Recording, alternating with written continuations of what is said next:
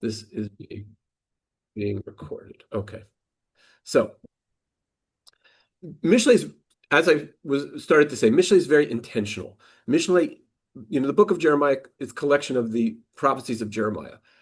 Maybe you could argue that the book of Devarim, Deuteronomy, is very intentional because Moshe is giving speeches to a whole group of people. Tehillim is a collection of various prayers, poems, ways that people spoke to God. That's the Psalms, but it may not have sort of a full intentional architecture in the same way that Mishlei does. Mishlei is really a book that has a bit of an educational focus. And scholars divide the book up into 9 parts. I'm going to very quickly go over what those 9 parts are.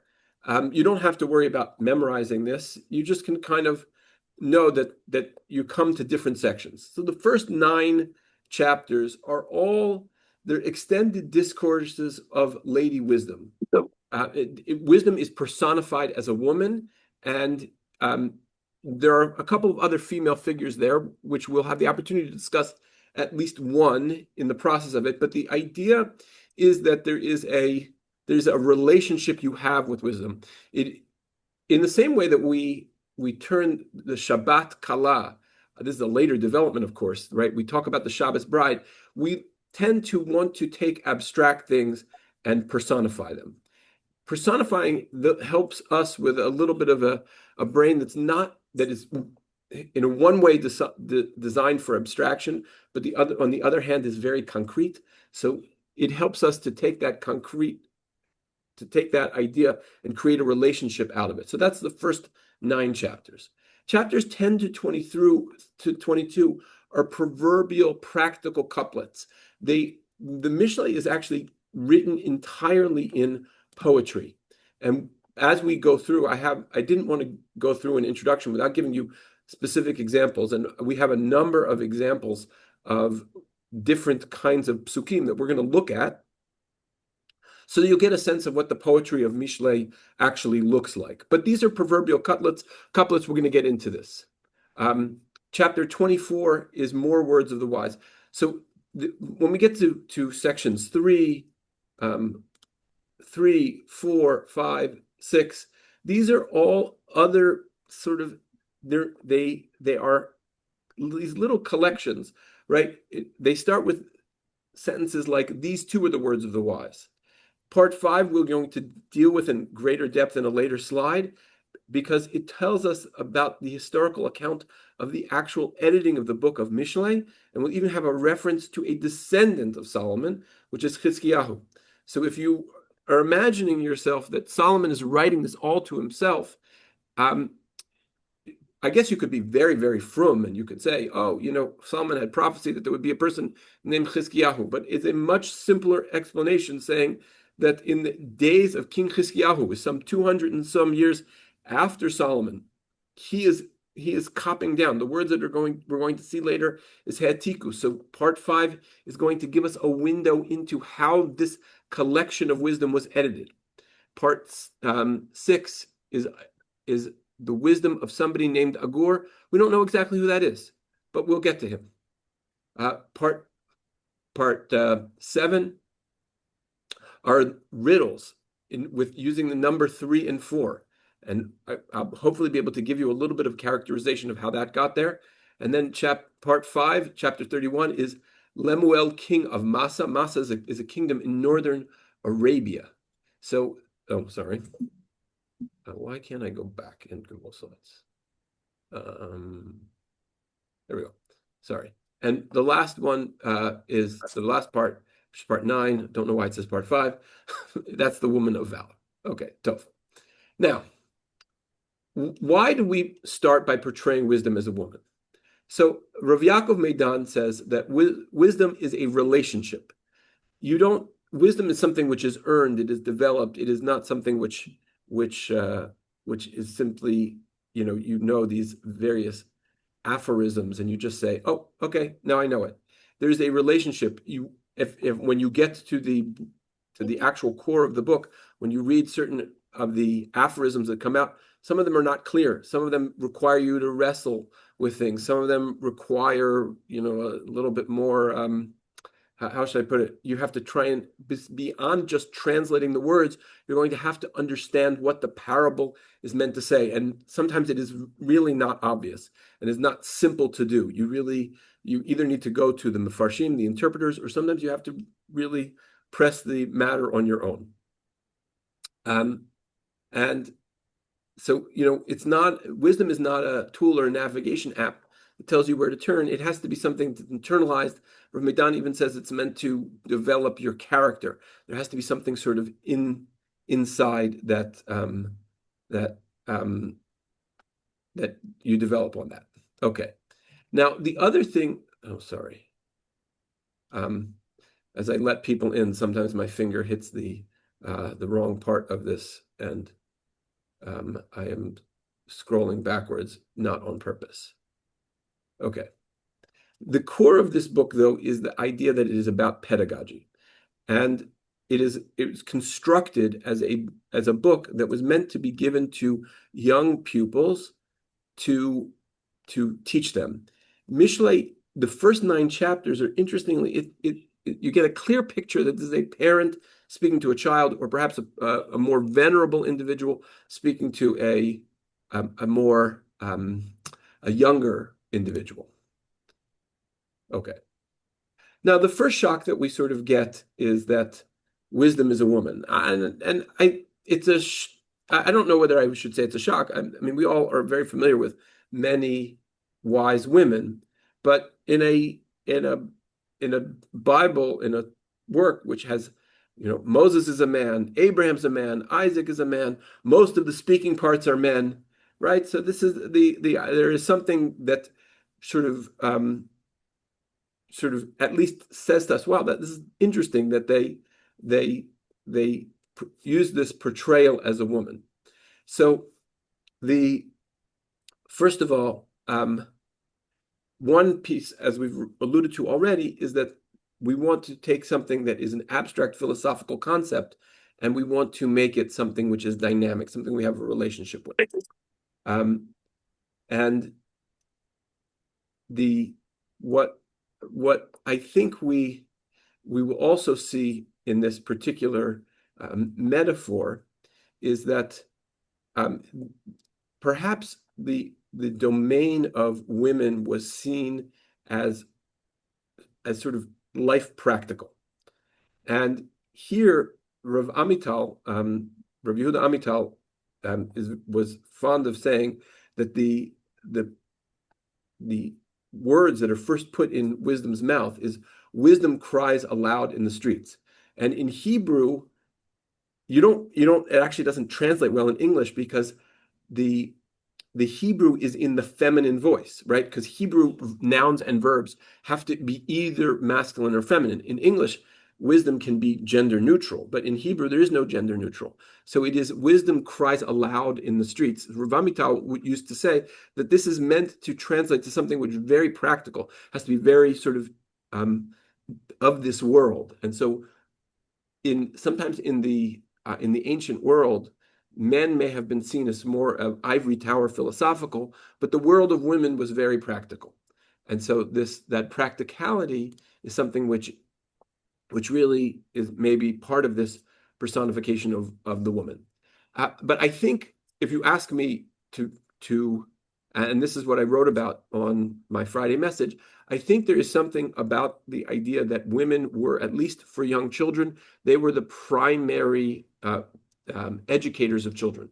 At the early age, there's something about the maternal modality, which is the educator. And so there is something about this book of Mishlei which wants us to sort of embody that role of the wide-eyed child trying to gain wisdom from his mother. I would also say that there are some commentators who, especially when wisdom is contrasted with some of the other female personalities, and we will see some of those, the other personalities are, if you will, seductive. So it was recognized that there are these competing intellectual systems which are seducing the young minds. And as such, maybe also that is a reason why Mishlei is understood as a woman, that it's a character. But maybe if we just transcend for just one moment what the gender politics of this. One of the things which I would really just love to emphasize about this particular idea is that this is a wisdom book, but the Torah doesn't ever want to escape from its narrative modality. It's such a powerful book because it communicates law in narrative. And so even Mishlei has its own sort of narrative drive. It wants to tell a story. It wants you to engage with wisdom, not in a dry, dispassionate, reserved way where you're 20,000 feet away. It wants you to be in the middle of a story. And so the first 9 chapters really give you a personality to move that around. Okay.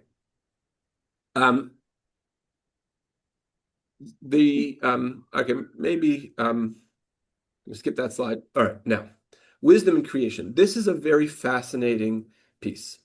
Is Hashem kanani reshit darko kedem mifalav me'az. The Lord created me at the outset of his way, the very first of his works of old. From everlasting I was established from the beginning, before earth existed. Where there were no depths, I was born. Where there is no fountains abounding with water. There is an old concept in the Midrash, is HaKadosh Baruch Hu histaka ba'oraita uvar alma. God looked into the Torah and created the world. That wisdom is part of God's creation. And here, maybe I actually skipped this a little bit earlier, but it's really worth making this point. The very first lines of Mishlei are Reshit Chachma Yirat Hashem. The beginnings of wisdom are the fear of God. Not the beginnings chronologically, but it's largely interpreted as the foundation stone of wisdom is fear of God. That in order to lead a just life, in order to live a wise life, Mishlei will be built on the idea that the wise life, the productive life, the rewarding life, the just life is connected to fear of God. There's just no gaining wisdom if you want to throw God out of the picture. Mishlei and the communists would just simply not live well together. Mishlei and the secular humanists would not live well together. Mishlei demands a sense of fearing God.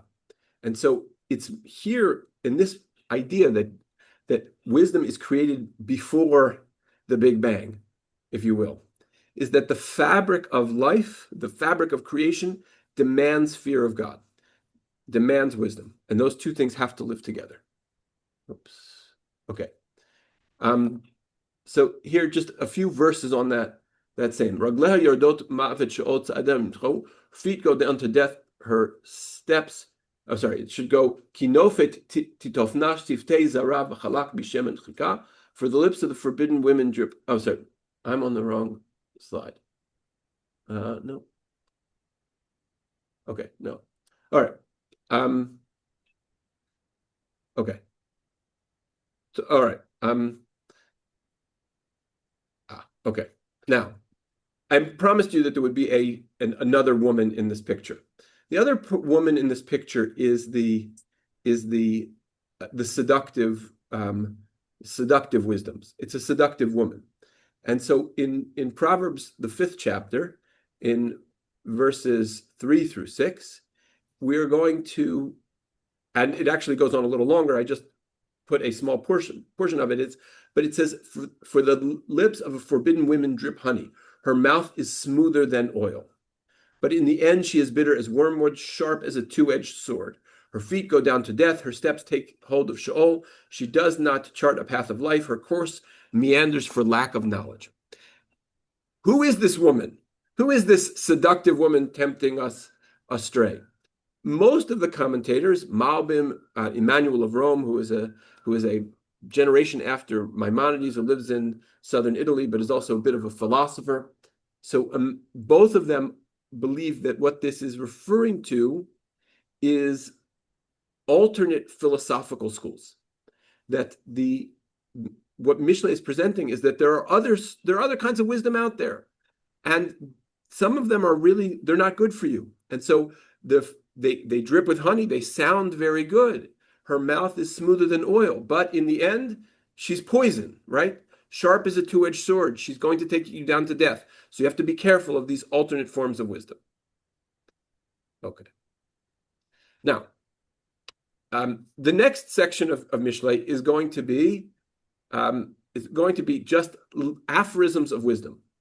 And these are all built, as I told you, Mishlei is poetry. It's all written in poetic form. So you will either have reaffirming parallel couplets or uh, or or I guess oppositional couplets. So the one that you have before you is an oppositional couplet. It has some parallelism, but you'll see that there's some opposition to it. And so it says, Hadelev tisov al tzira, the door turns upon the hinge, and the sluggard means a lazy person, turns upon the bed. So these two things they're parallel in one way, but in a way there's a bit of a tension between them. And Mishlei is going to ask you to try and pierce a little bit. What does this actually mean? What does it mean that a door upon a hinge versus the lazy person upon the bed? So the easy version of this metaphor is, okay, a door swings upon a hinge. Doors never move, right? They either are open or closed. But the whole thing about the door is it's fixed in position. And it's got hinges and it goes open, closed, but it never moves anywhere. And here the sluggard turns endlessly in bed, experiencing activity without accomplishment. Right? He uses this physical metaphor to expose inertia. But part of this also, it invites you to try and think a little bit more about what is it that paralyzes the lazy person in the bed, right? Why is it that he turns this way and that, but makes no movement, makes no progress? And that certainly takes a little bit more thought, asks you to pierce a little bit deeper. But I think part of this is that why do people turn in bed? I assume they turn in bed to find a position of comfort. And here, if all you're doing is to try and find a place of comfort, there's no growth, right? The door doesn't ever go anywhere. There's a famous story that is told by Rabbi Dr. Abraham Tversky, right? And he says that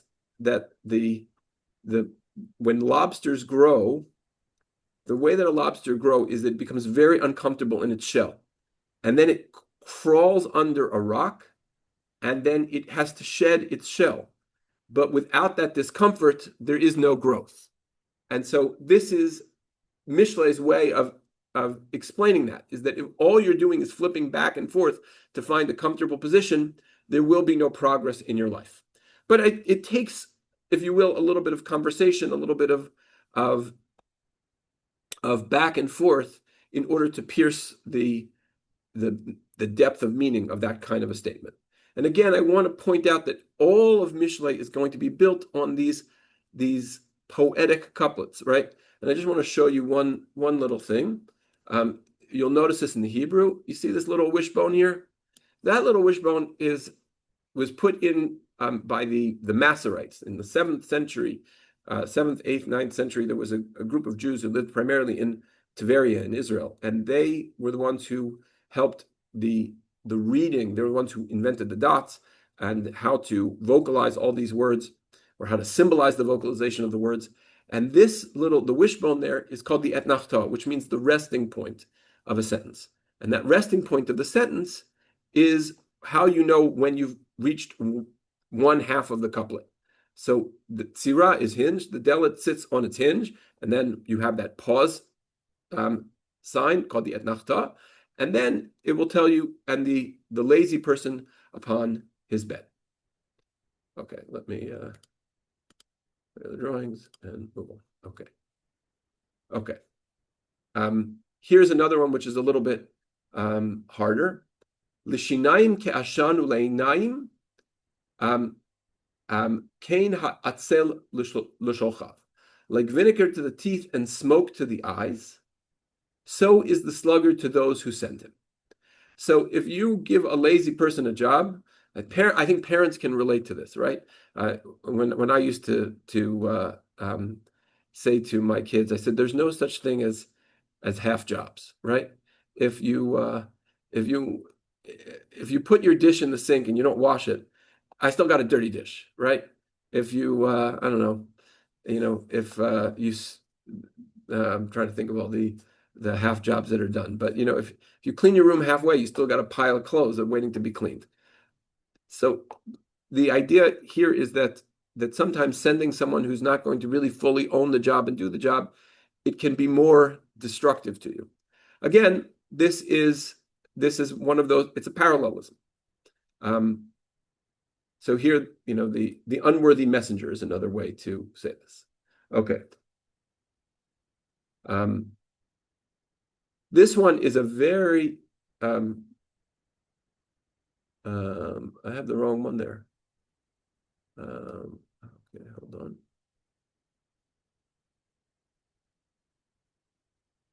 All right, well, here's one. This one is a very famous one. Might have to switch to a different platform to show you the one I wanted you to see. But Choshech shifto soneh beno, v'ado shicharo musar. He who spares, here it's translated, he who spares the rod hates his son, but he who loves him disciplines him early. The way that I think this is, maybe the King James version is, he who spares the rod spoils the child. Has anyone ever heard that one? Right? So that is a proverbial saying. Spare the rod, spoil the child. It means if you fail to discipline, you are hating your son. Or if you fail to give discipline, you must really not value your son, because giving that kind of discipline is something which is very constructive, right? But if you love a child, you discipline him early. This, interestingly, the first 9 chapters are all addressed in the first person, right? It is direct. This is what you should do. The middle sections, which are all these pieces of wisdom, those are said in the third person. So they're a little bit more abstract. This, by the way, this sentence sounds like it's instructions to a parent. Sounds like, okay, if you spare the rod, you spoil the child. But it could also be, and I think one of the strongest pieces of evidence about this particular, about Mishlei, is that Mishlei is about, it was a set of instructions that were given to the princely class. We have some good evidence that there was the people who were in the aristocracy would go to school. They were the people who could afford to send their kids to school. And there was a collection of wisdom that was given to this sort of upper echelon of Jewish society.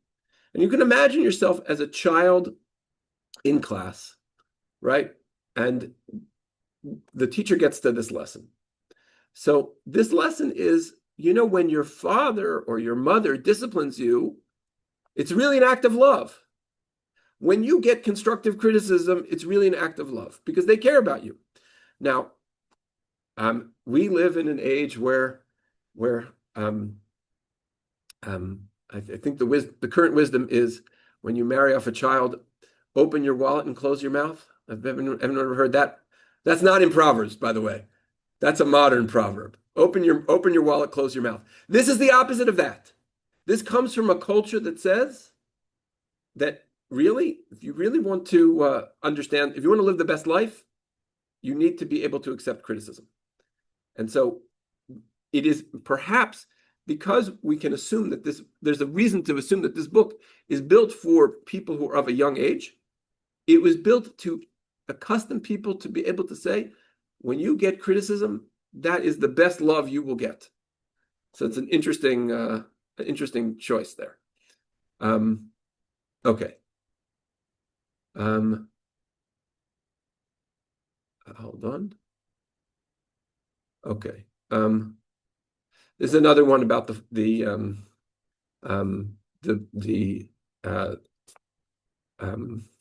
want to say the lazy.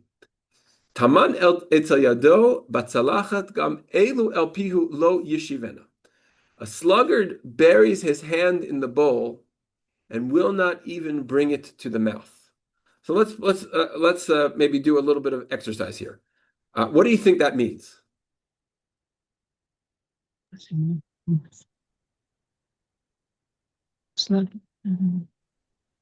brings his hand to the bowl, but will not bring it to his mouth, to the mouth. The level of laziness, he wouldn't even bother feeding oneself. But okay, that maybe, but maybe what do we think that means that he has his hand in the bowl? What are we gonna do with that particular idea? That it did not work for his meal. Why does it? Okay, let's start here. Why is his hand still in the bowl? Is he too lazy to lift it up, or Okay, so that would be a simple interpretation. Maybe he's too lazy to lift it up. Let's think a little bit more take deeply. more than his share. Who said that? Me, Sue. Sue. Okay, and so why is Ann still in the bowl? Okay, because maybe he's trying to grab too much. That's one option. What's the other option? He's claiming it. He's claiming the food. Yeah, he's claiming the food, and what is he trying? Who's he trying to keep it away from? Everybody else. Yeah. Exactly. So right, you keep your hand in the bowl, right? But you never actually you're so busy worrying about what other people are going to take from you because you didn't earn it yourself. You're afraid you can't earn it again, that you never you never get to enjoy it. Right? So it's an interesting, it's another one of those interesting ones. But you have to play with these, right? But maybe not motivated enough to put it in his mouth. Okay, well, okay, fair enough, right? So in other words, he's not really hungry. It's about possessing. Yeah, maybe it might be a good, right? It's about possessing, right? So the one that I had to use a different platform, and I struggled to get the right things in place. So Rabbi, which parak was this one about? 19. Oh, 19. About the bowl. 1924. To that. Yeah. Okay. Okay. So hold on. The one I wanted to share with you, here, maybe I'll just do this for a second. We'll see it.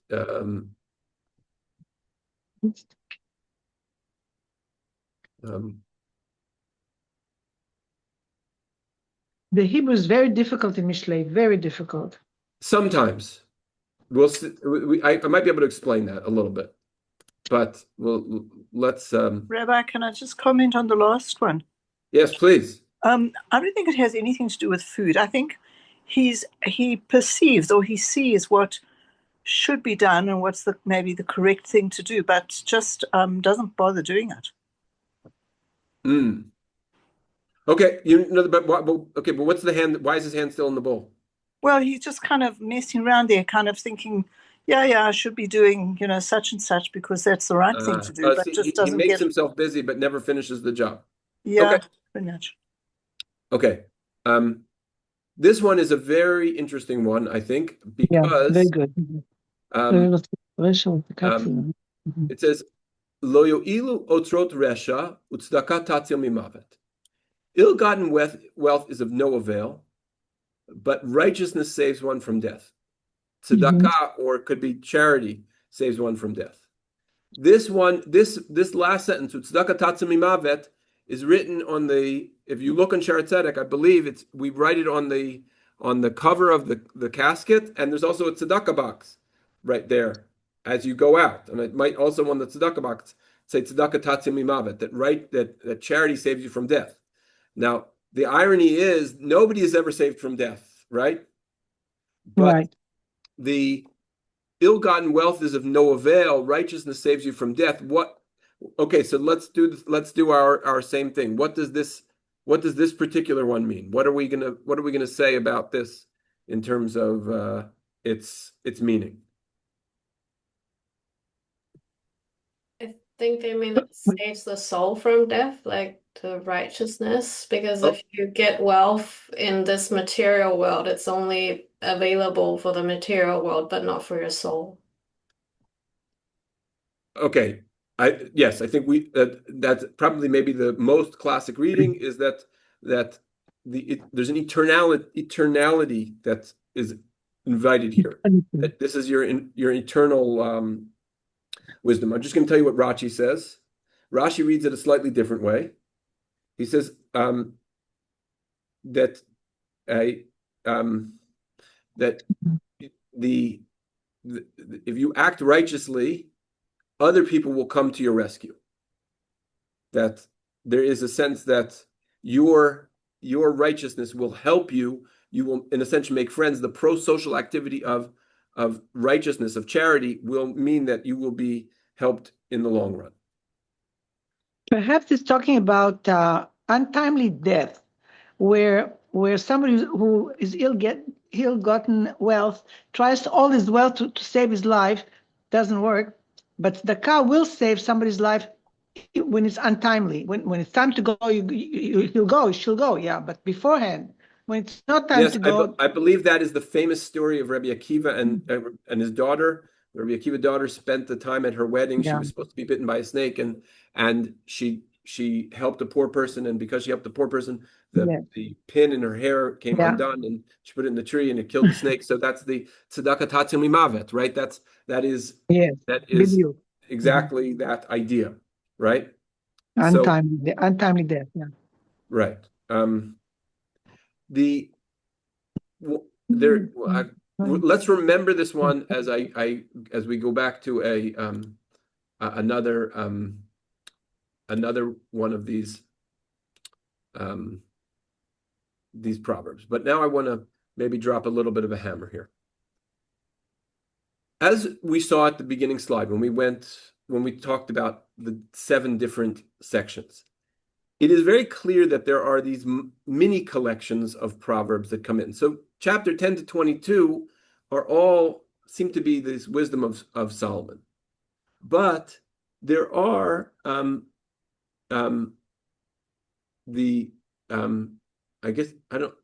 my slides must have flipped around. You'll forgive me.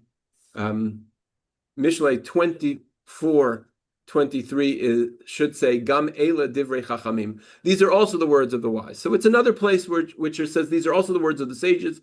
It is not right to be partial in judgment. So the reason I tell you that is because this is a signal that, here's another collection, right? From somewhere else. But maybe the most instructive of all statements is Gam Eila Mishlei Shlomo. All of these are also the teachings of Shlomo, the parables of Shlomo, if you will. That's what Mishlei means. Mishlei means parables. Asher he'etiku anshe Chizkiah melech Yehuda, which the officials of King Chizkiyahu of Judah copied. So Chizkiyahu is a great grandson of King Solomon, lived some 200 years later. What does it mean, he'etiku? This Hebrew word right here, he'etiku. Oops. One of these days I'll get good at this. He'etiku in Hebrew also means to move it from one place to another. Le'atik. Right. It means a copy-paste. Right? Yeah. He'etiku means to copy-paste. Right? So what does this mean? So this particular sentence, according to Rav Saadia Gaon, it means they took it from one collection and moved it into this collection. The Avot de Rabbi Natan says that Avot de Rabbi Natan is a work of the period of the Mishnah. He says, look, there were these sayings that were wisdom that was taught in the schools. It was verbal. It was verbally gone over. People would memorize them by heart. And at a certain point in the kingdom of Judah, they wrote them down. But the most fascinating interpretation comes from Rabbi Binyamin min Ha'anavim, Rabbi Benjamin of the humble. He says something blow your mind. He says these come from the teachings of other kings. if you read the book of Kings, in which the stories of King Solomon are told, the most famous visitor to King Solomon is the queen of Sheba. Right? Again, the proverbial. She walked in like she was the queen of Sheba. So the queen of Sheba comes to see Solomon and to learn Solomon's wisdom. She wants to test Solomon riddles and ask questions. It never tells us what wisdom they talked about, but it's very clear that the queen of Sheba, who's from I guess Ethiopia, she comes in and she has this conversation with Shlomo. And so here it would seem that Solomon was engaged in the collection of statements of wisdom from other areas, and he would put them together because the leadership class, they needed to be fully schooled in all sorts of wisdom, and there are many elements of wisdom that are part of the story of that are included in this. Okay. Now, what is interesting about this is that there was discovered a literary work in ancient Egypt, which is called I can't. Glenn, how do you pronounce this Egyptian name? You're my Egyptologist in the room. Amenemope. Glenn, you're not. Amenemope. Menemope. Amenemope. Okay, hold on. Why am I? I'm going backwards. Again, sorry, apologies. I have to learn how to use this platform. Okay, Amenemope. So this collection of Amenemope was discovered, and it's discovered it had 20 some chapters, and 30 chapters of advice. By the way, there are 31 chapters in Mishlei. There's 30 chapters of advice, and some of them are very, very similar. In genre, it's very similar. So some scholars are saying, even some rabbis are saying, this is evidence that Shlomo collected these pieces of wisdom from around the kingdoms of his day, and he enshrined them in this book of Mishlei as something which would inculcate wisdom to the young leaders of Am Yisrael who were part of the Jewish court. And here I just want to point out there's something sort of interesting about the disposition of Mishlei. It is not just the righteousness of righteousness, but it's the ROI of righteousness. One thing that you see very strongly in the book of Mishlei, and this is part of why I say it maybe is one of the most intentional books of the Bible, is that the aphorisms of Mishlei, these little nuggets of wisdom, are not just you should be righteous for righteousness' sake. There is a strong argument in the Bible to say you should do this, and very often in the Bible it would say, you should fear God. That you do this because God is watching, and that is the way you should live life, because you want to live right with God. That is a very common idea from the book of Devarim, the book of Leviticus, Vayikra, Deuteronomy. Very, very prominent idea that you'll see in those books. You do this, essentially God is watching, you should fear God. And Mishlei doesn't undermine that. But what Mishlei says is, not only is it virtuous to do things right and the way that God would want you to do them, but it is also the most rewarding way to live. And there's one Professor Hadari, who says, "Ba'od she'Tanach kulo omed al kach shetzarich liot tzadik." All of Tanakh says you have to be righteous. Period. Full stop. I don't need to explain that. It doesn't need an explanation. It doesn't need a reward at the end. Hinei sefer Mishlei miyaetz shekedai liot tzadik. The book of Mishlei advises that it's very worthwhile to be such.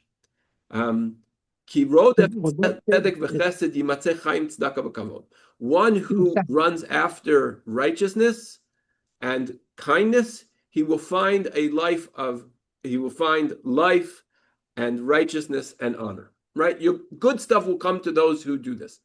And so this, again, it makes a lot of sense to me that this was, the book of Mishlei was the school book, the ethical school book of the children of the kings of Israel. This is what they were taught. And it is a book about leadership. It is a book about not taking shortcuts. It's a book about accepting rebuke from people. It's a book about the fact that righteousness will save you from death, or charity will save you from death. It's a book about don't be lazy. Don't try and find the most comfortable position. Sometimes the most uncomfortable position is the one where you're going to grow the most. You get all of those pieces of the puzzle in Mishlei.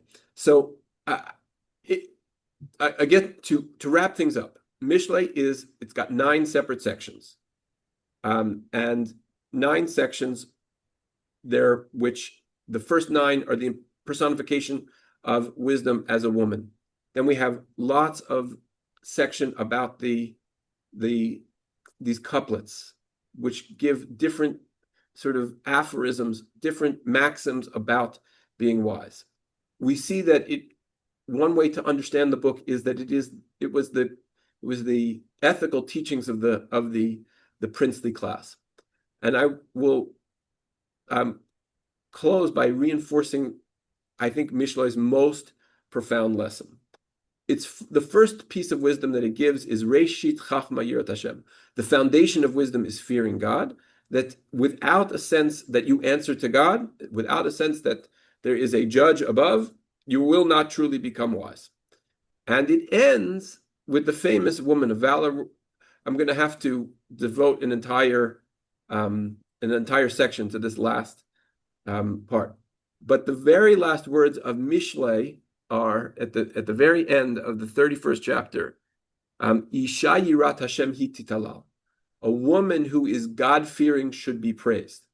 That the idea is not, I don't think it's about a woman, a flesh and blood woman. It is about the relationship that you have with this body of wisdom, which is personified as a woman. And if you engage in that, and you engage with a woman who is with this abstract concept of wisdom, which is based on the fear of God, hititalal, that's really what's to be praised. That is the ultimate end of this, is that you develop this relationship with wisdom, which is based on the fear of God and a pursuit of righteousness, and that is truly what's to be praised. Begins with the fear of God, ends with the fear of God, and has lots of practical advice in the middle.